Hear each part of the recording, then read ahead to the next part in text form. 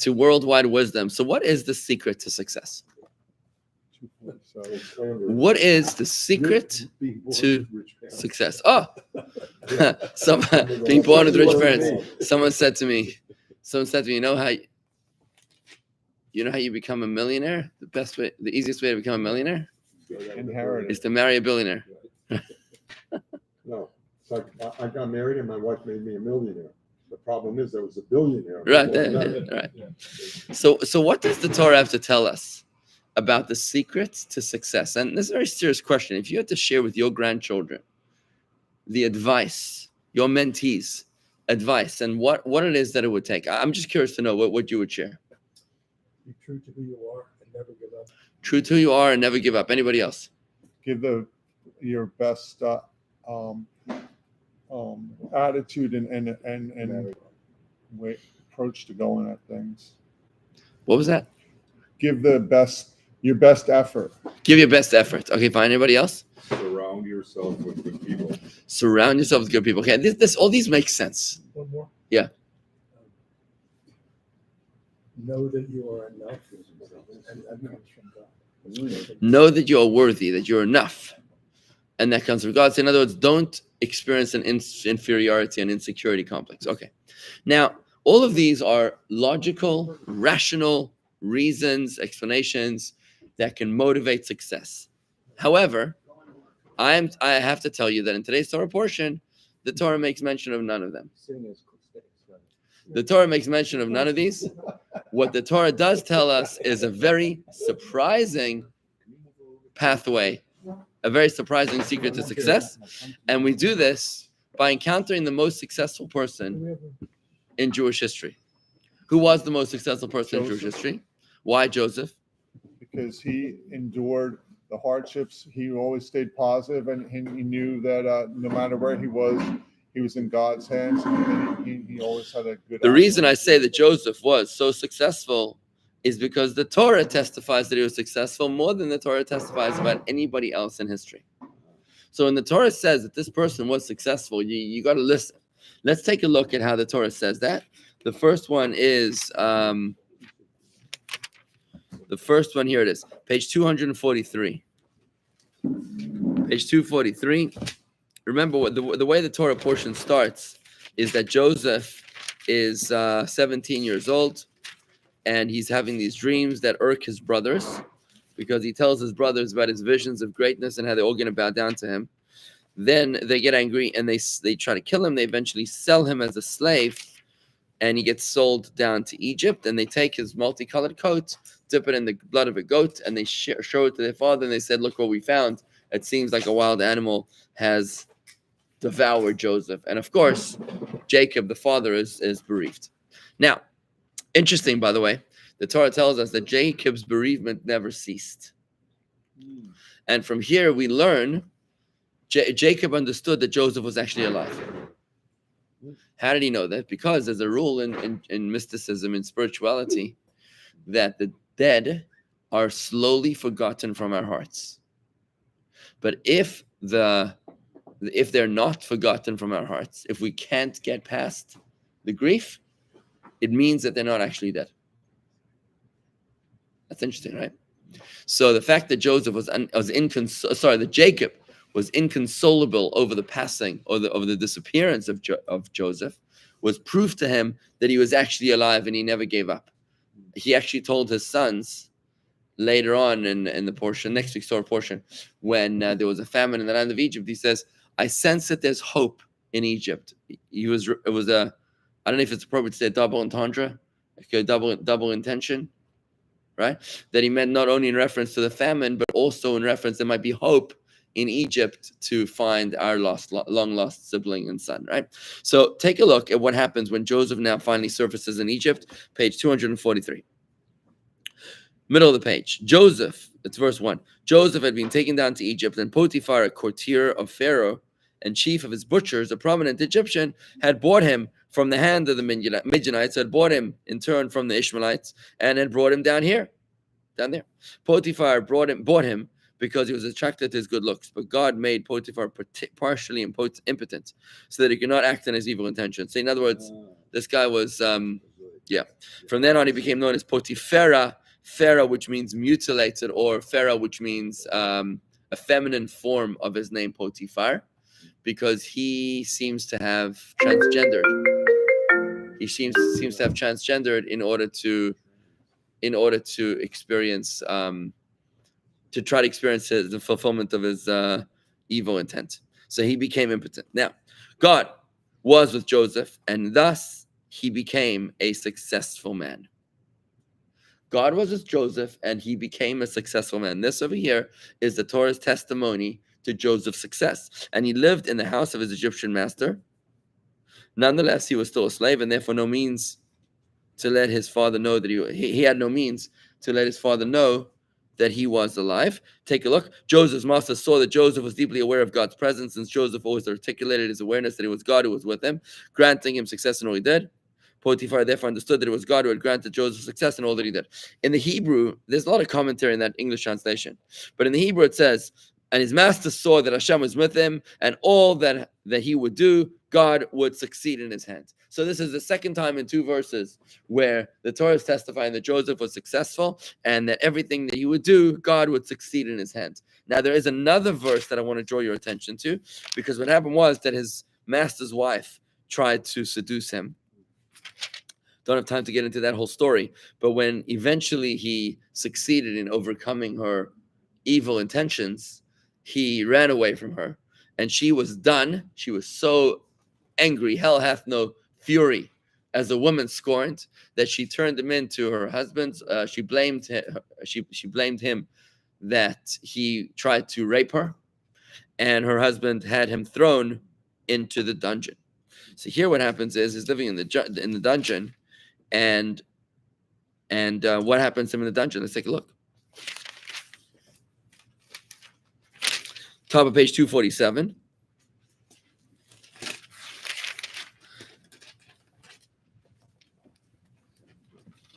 Well, if you look in the middle of page 244, you should take a look in the middle of 244, beginning of the story. Middle of 244, middle of the page. Joseph's master, who in addition to being the chief butcher, was also in charge of the royal prison, took hold of him and placed him in the prison where the king's prisoners were incarcerated. And he remained in that prison. The scandal became the subject of everyone's gossip. Okay, 247. God was with Joseph and made him well liked amongst the inmates. He also made the warden of the prison favor him. The warden of the prison placed all the prisoners who were in the prison in Joseph's charge, and whatever was done there was done under Joseph's direction. Can you imagine? The guy goes into prison and he becomes the governor of the prison. The macher, yeah. The warden of the prison could not find fault in anything that was under Joseph's charge, for God was with him, and God granted him success in whatever he did. So in the Hebrew now again, the master of the jail didn't bother to worry about any matter in the hands that he gave to the hands of Joseph. He didn't have to second guess anything that he gave Joseph. Why? Because God was with him, and everything that he would do, God succeeded. So you have Joseph clearly as a paradigm of success. And if we're trying to understand how we might be successful and what advice we can give our children and grandchildren as to how they can be successful, what is it that we can draw from this week's Torah portion to be able to learn this lesson? So clearly, I challenge you to find anybody else in Torah that has this kind of testimony, that has this kind of resume, that the Torah testifies that he was successful. You know, there's 2 kinds of success. There is success which is related to a person's efforts. Success which seems to be related to a person's aptitude. And then there's this wondrous form of success which has absolutely nothing to do with a person's abilities. Do you know what I'm talking about? Have you seen people? I mean, when you see a Michael Phelps, remember him, swimmer? Sure. When you see a guy, look, I mean, he was always a good swimmer. So, like, does it make sense that he won all those gold medals? Yeah, I mean, the guy's practicing like 8 hours a day, and he was talented. You know, like Lionel Messi, the soccer player. I mean, you look at these guys, it's like, okay, it makes sense. But then you got some people that made so much money, and you look at this guy, this schlemazel, he made all this money. You ever met people like this? He's our president. No, no. He's gonna be You our have people like president. this. Yeah, you have people like this. No, you look at people like this, and you're like, how on earth? And by the way, these people mix up these two kinds of successes. People with a lot of money, they automatically presume, and other people presume, that the reason they have this money is because they're such a genius. And that's why, you remember Tevye and the Fiddler on the Roof? You remember Tevye and the Fiddler on the Roof? If I were a rich man, he sings over there. They give me a seat, he sings, on the eastern wall. And everybody would be coming to ask my opinion. Reb Tevye, what do you think about this? Reb Tevye, what do you think about that? What should I do? Because I'd be so rich that I'd have such great opinions, right? That's what he sings about in his song, right? Asking questions that can cross a rabbi's eyes. Asking questions that can cross a rabbi's eyes. Well said, right? Perfect. So here goes. You've got people that just completely confuse these two kinds of success. And they say, well, if he has a lot of money, it means he's very smart. And you have to ask his opinion. Right? Especially the guy himself. Right? He considers himself a very big macher because if I have this money, it means I'm a genius, right? And now some of the dumbest people I know, I hate to say it, they are, of great resources. I'm not saying that everybody I know that is of great resources, but there are some people, and you just wonder, you're left scratching your head. How on earth did this happen, right? So the Torah tells us that there's actually two kinds of successes. There's a success which is related to your aptitude, and then there's a success that has nothing to do with your ability. And if you look at these two verses, you'll see the difference. Look at the first verse again. It was on page 243. I'm not even bothering in the English. I'm just going to do it in the Hebrew. 242. 242, verse number 3. It says, "V'chol asher hu oseh, Hashem matzliach biyado." And everything that he does, God succeeds in his hand. Note the word in his hand. So everything he does, God succeeds in his hand. And when you go to the next verse, which is on 246, on the fifth line of the page, it says, "Asher oseh Hashem matzliach," and everything that he does, God succeeds. What's missing in the second time is the word his hand. His hand is missing. The first time it says everything he does, God succeeds in his hand. The second time it says whatever he does, God succeeds. End of sentence, period. What's the difference? When there is in his hand, it's related to his aptitude. When the word his hand is missing, it means that it was nothing to do with his ability. That's how successful he became. Right? It's kind of like we learned in recent weeks when we were learning about this idea of not praying to God to get what you deserve, right? Because if you pray to God to get what you deserve, maybe you're one of the very rare individuals that actually deserve something, but what you're going to get is relative to what you deserve, and that's going to be limited. But if you pray to God to give you based not on what you deserve, but based on what God is capable of giving, now you've just opened yourself up to infinity, right? Because no longer is it limited to my capacity, it's rather limited to God's infinite capacity, and therefore it's unlimited, right?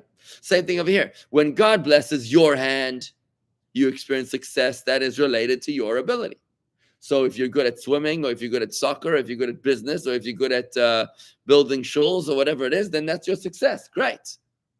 But if God is blessing you not based on your ability, but based on his, if God is blessing you without any connection to your hand, now the success is going to be astronomical, even compared to the prior success, right? And these are the two kinds of successes which Joseph actually experiences. The most successful man in Jewish history is experiencing both of these levels of success. First, when he's a slave in his master's house, there he experiences success. He's clearly a skilled manager. He's a skilled manager, transactional attorney. He knows how to negotiate, right? So when he's running his master's house, he's got everything under control. It says everything, his master put him in charge of everything except for the bread that he eats. What is the bread that he eats? Rashi explains, his wife, right? It's a metaphor, it's a euphemism. Yeah, it's a euphemism that a person's sustenance, a person draws his energy from his spouse. If you think about relationships, what do people complain about in relationships? when people have trouble in their relationships. Good morning, Amy from Israel. Shalom Aleichem. Great to see you. When people complain, when spouses complain, it's not about the toilet seat. It's not about the garbage bag. It's not about what he said, what she said. It's about feeling safe. It's about security and feeling like you have what to rely on. And Synergy. it's not only synergy. I'm gonna propose this based on not my own views, but based on an emerging study, which is called EFT, emotional focused therapy, which is groundbreaking new technology in relationships, where what they're doing is that it's actually not new at all. It's very, very old. And what they're doing is that they're realizing that at the core of every marital argument is a sense of insecurity, a sense of, it's not just the synergy, it's about the fact that the fear that the other person is not going to be the fear to rely on. So really what they want when they're complaining about something, it's not about, don't worry about changing the dance moves. Focus on changing the music. So when marriage is compared to bread, it's because this is what gives us chayis. This is what gives us life. That's our spouse is supposed to give you that kind of life. And that is the kind of success that Joseph was experiencing when he was in his master's house. He was experiencing success based upon his capacity. But later on, when he was in the dungeon, when he was in charge of the jail, there somehow his success becomes zero gravity, nothing related to his ability, but rather it is astronomical, so much greater. And the question we're left with is why? What was it that caused Joseph to reach such astronomical heights? Natalia from Finland, a pleasure to meet you. Beautiful. Yes, what is your Would question? you equate Nelson Mandela's success with Joseph? Would you say there's an analogy? Why would I do that? He was in jail for a long time, then he became a leader. Many like people Joseph. were in jail. Uh-huh. I mean, I mean, maybe. How about this? How about I give the answer? I share with you the answer, and then you come to your own conclusion. How about that? Maybe. I mean, I think that Joseph. Yeah, whatever. Okay. So I'm not sure why I would do that. Mark, how about the way I look at it is I would like to study the paradigm, and then aspire to the paradigm. If you want to find modern examples, great. But many people sat in jail, so you couldn't, and then became leaders. Okay, so let's go further. So what is it that brought Joseph to success? Well, if you look at the sequence of the events in the longest narrative in the Torah, which is the narrative of Joseph, apparently being in jail was very good for his rise to success. And in fact, being incarcerated seems to have been the cause of his meteoric rise. I mean, the first time round when he became successful in his master's house, he wasn't successful when he was running around with his brothers, telling them his dreams. In fact, he was very unsuccessful then, right? When did he become successful? When he becomes incarcerated in Egypt. It's kind of interesting because Jacob also, in the last week's Torah portion, remember Jacob, when he lived in Beersheba, he lived in Israel, he just had an ordinary life. But when he goes out to a faraway place, he wasn't incarcerated, but when he suffered under the tyranny of his father-in-law, of Lavan, that's where he becomes extremely fertile, marries his 4 wives, 11 children, and becomes extremely affluent. So there seems to be a correlation here with discomfort and success. You follow the pattern. And I'm going to share with you this, that if you look at history, and maybe this is what Mark might have been referring to. If you look at history, success seems to always be preceded by distress or failure. Well, Success seems to always be followed by a period. I'm going to call it distress because failure is more specific. Distress is just a general description of, like, Joseph being incarcerated or Jacob being tormented, abused by his father-in-law. He didn't fail. I wouldn't say that he failed. Jacob didn't fail. Neither did Joseph fail. But they were clearly in a state of acute distress. Yeah. It seems to me, and please tell me if I'm on the wrong track, that most of us spend most of our lives building ourselves up to be self-sufficient. And at some point, the challenges that occur in life, the things that life throws at us, make us realize that disconnected, we are actually not enough. To realize that what? When life challenges us existentially, at some point, either earlier or later, we come to the realization that we are not enough by ourselves. So you're saying we spend our lives, I'm just going to repeat the question here for our viewers online. So you're saying that we spend our lives trying to become self-sufficient. And then when life sends us a curveball, then what happens? We come to the awareness Become aware that we're not connected from God, we're not enough. that we're too much disconnected from God, and the self-reliance that we created was actually a fallacy, was actually a mirage, because we cannot actually survive the way we are. Very, very interesting. Okay, so in other words, we tend to build ourselves this sense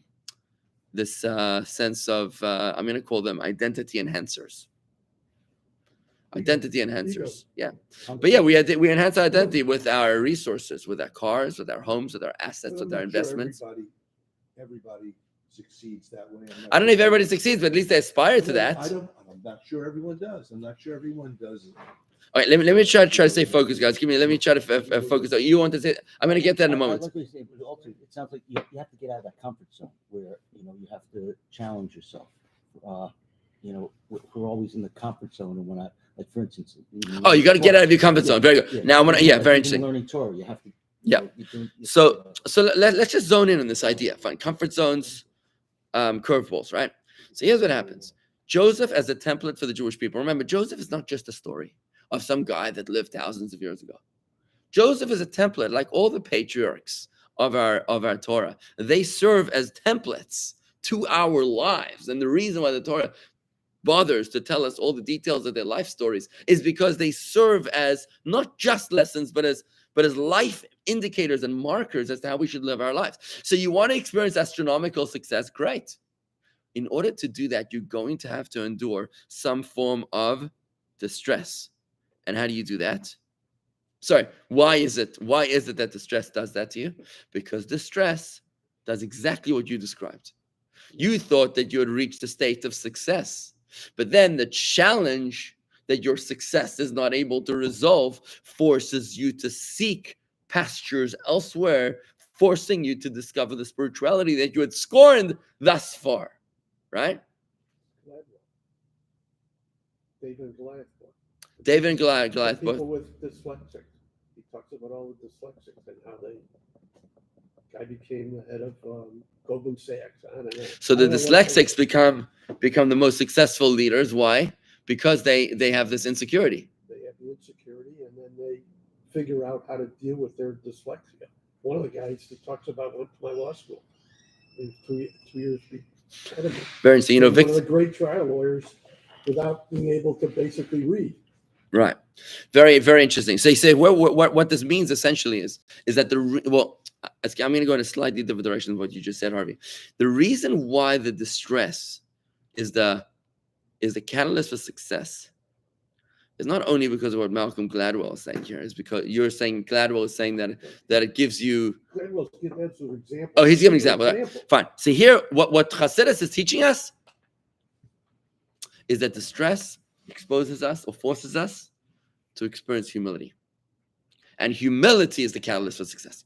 That is the answer that the Torah is telling us. If you need to tell your children, grandchildren something that's going to be the secret to their success, I would say to them, make yourself humble before life makes you humble. Because where there's humility, that's where there is the presence of God. Where there is arrogance, you're all on your own. And if you want to experience God's speed in your contracts, in your negotiations, in your encounters, in your dealings, then the way to do that is by experiencing humility. And how do you do humility? You daven 3 times a day, you lay tefillin. I know it's uncomfortable. I know that it takes effort. It's like my son tells me yesterday. He says, Tati, I can't study this, whatever thing that he needs to study because it's too hard. I said, good. Good. If it's too hard, then it means it's going to bring out the best in you. Because if it was easy, I'd be worried that you're not being challenged. The fact that you're being challenged by your Torah study tells me that herein lies the secret to your success. Let me explain in the words of the Mishnah in Ethics of the Fathers. It says, he who accepts upon himself the yoke of Torah will have the yoke of earning a living divested from him. And he who divests of the yoke of Torah will have the yoke of making a living placed upon him. What does that mean? Here you are, you say, listen, I'm too busy. I'm trying to make a living. I don't have time to study with the rabbi, right? I don't have time for this. So I'm going to just worry about making a living. And one day, when I have so much money that I don't have to worry about anything, then I'll come looking for the rabbi. It says Torah, he who divests of the yoke of studying Torah will have the yoke of earning a living placed upon him.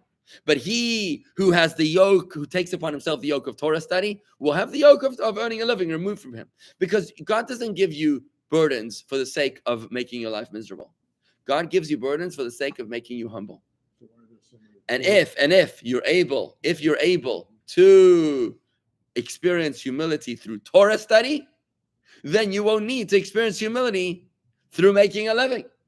But if you don't, that's the example that you said. But if you don't do Torah study, and here you are, you're self-sufficient in your aspiration, and then life gave you that curveball that brought you to the point where you have a problem, and now you're crushed because it's a medical problem that your money can't solve, or a relationship problem that your money can't solve, and now you're forced to discover your spirituality, and now you're being cracked. Your coconut is being cracked with an axe to expose the soft inside. And now Rob is going to ask me a question. So why are there so many Torah scholars that are so poor?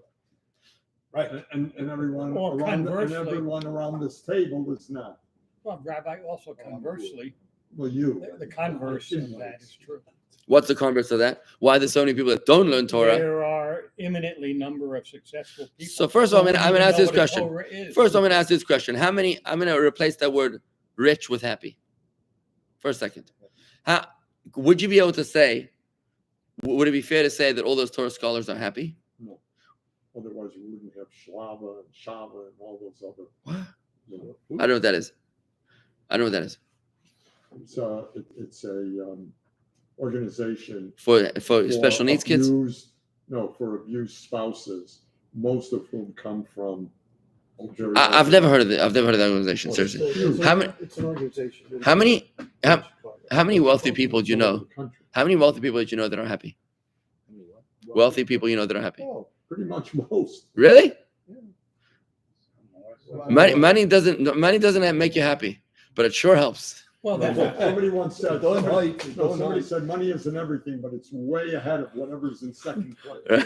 there's the facade of happy, but who knows what's behind the curtain. Right. Look, this is an interesting discussion, You're guys. too far. The question is, the burden of earning a living has not been lifted from many Torah scholars who labor. So let me put you this. nothing Let me and comment. live in Let me comment on this. A few things. For starters, it says the burden of earning a living. For starters, Yo, the yoke. Now, the word yoke is a very important word because the word yoke makes it very clear that it is something that requires tremendous effort. Now, this is not something subject. There's not a one-size-fits-all kind of thing. It's very subjective. It's extremely subjective. And I would not overgeneralize to say that all religious people are this, or all secular people are that. Because I believe that there are secular Jews that push themselves out of their comfort zones in Torah study more than many religious people do. Because for the religious person to study Torah 3 hours a day is actually normal. For the secular person to study Torah 15 seconds to read the rabbi's text message, that's an effort. Right? Because it's very subjective, extremely subjective. The question is, what is for you considered a yoke? And that's why I would not say that it's a catch-all, that anybody who lives in Jerusalem and poor is a conflict to this rule. No. Just because you were pushing yourself in the study of Torah last year, are you pushing yourself in the study of Torah this year? I want to tell you, I was given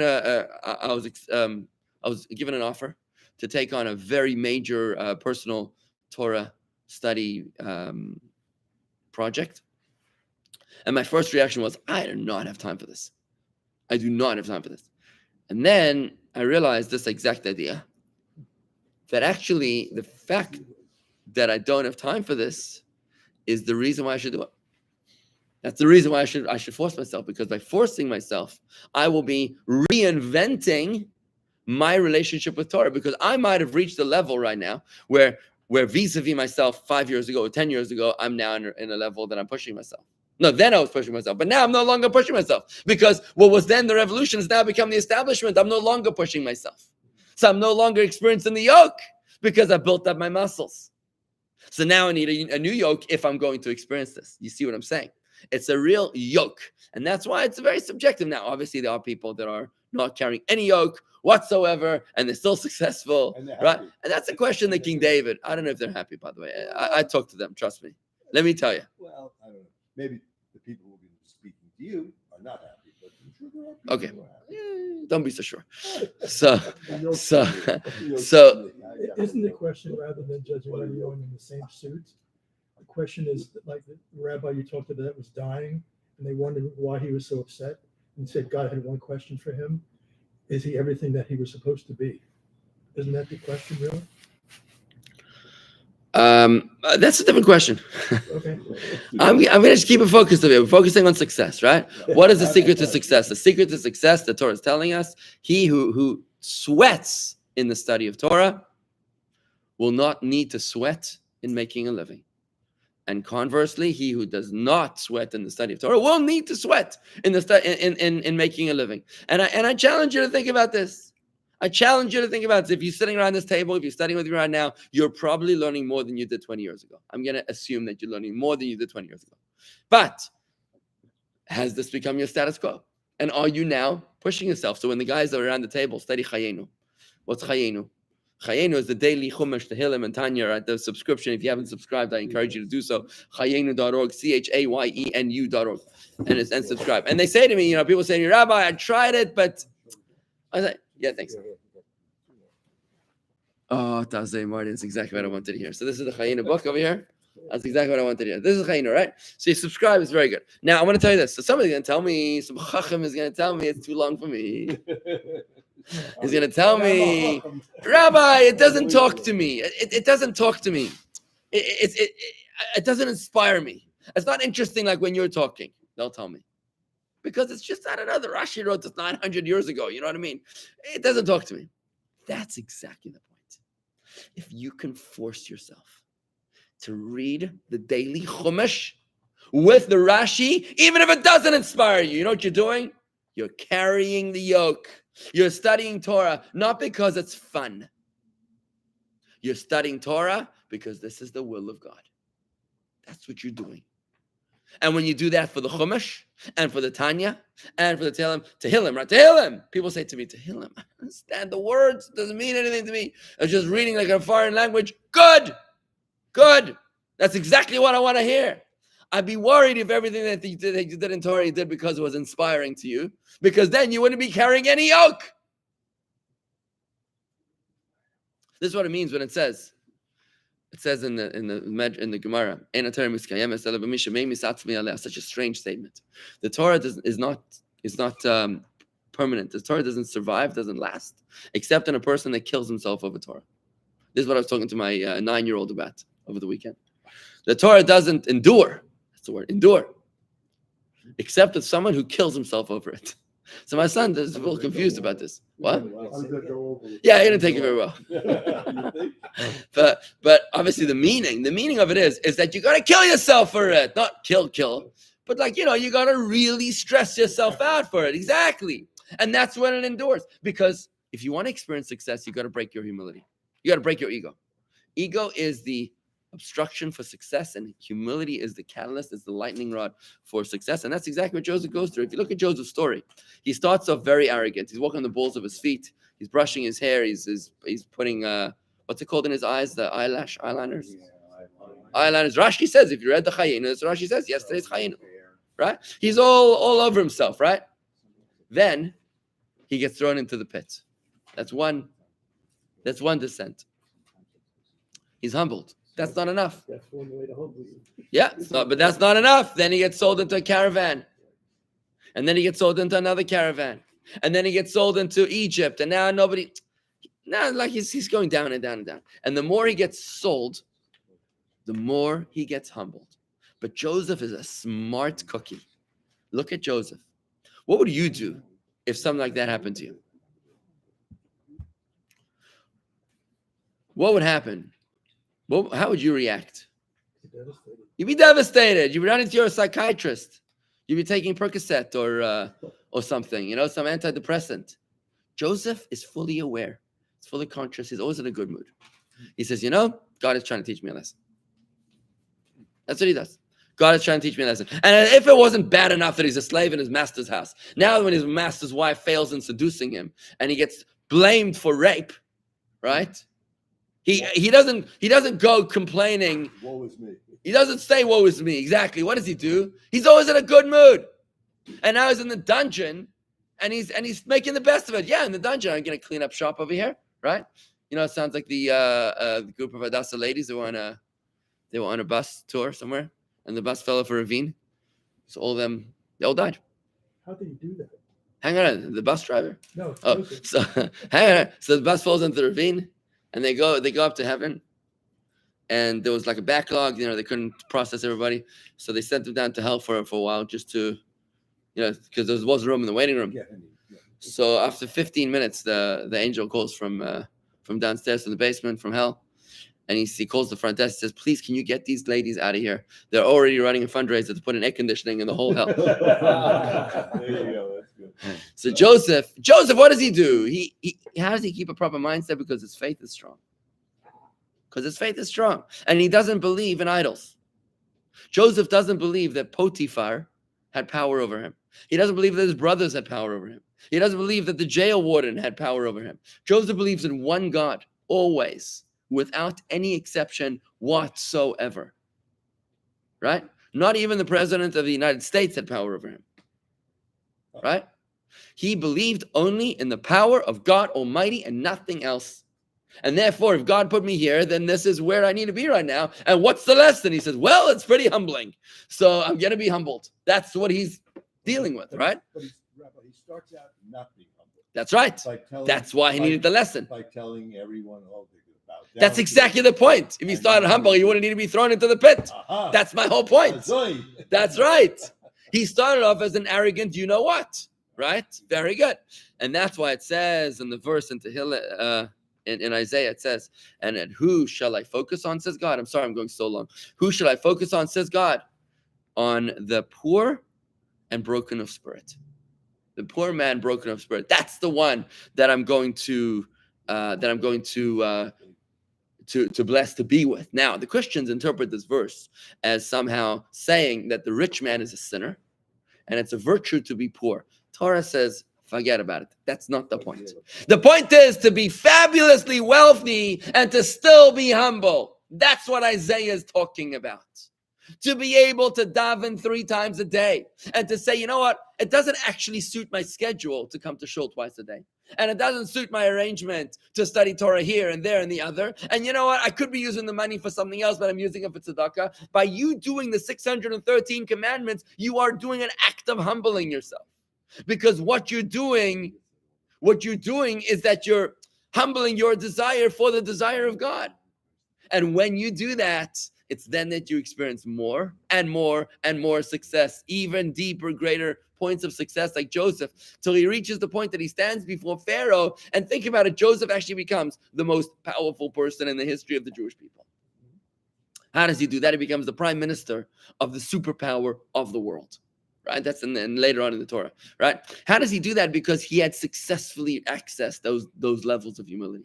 If we can only be smart enough to do the same, to be able to discover those depths of humility within ourselves. You can look at your grandchildren and say, be a tough cookie. Don't let anybody cross your path. Be cutthroat in your negotiations. That's one way of doing business. Or you can say, be cutthroat in your negotiations, but always put Hashem first. Always put God before you. And if you could do that, God will be with you. Yeah. So when we're humble, do we connect with our God soul as opposed to our animal soul? For sure. Your animal soul is the paradigm, a poster child of conceit. And is that the way to do it? Absolutely. Because if you're working with your animal soul, then you'll be as successful as your animal soul's capacity.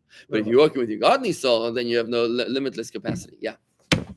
But isn't the success in and of itself the fact that you are humble and that you have the belief, and therefore to measure it by what material possessions is really not the issue or the question, or not the measure. In other words, Joseph would have been just as righteous, just as successful because of his strong belief in God, even if he had not become the most powerful person in Egypt, even if he had not accumulated all this wealth. Why do you have to look at it that? Why don't you just say that the success is in the fact that he was who he was? So I'm going to tell you this, Rob, that Rob is asking a question. Why do we have to connect it to money all the time?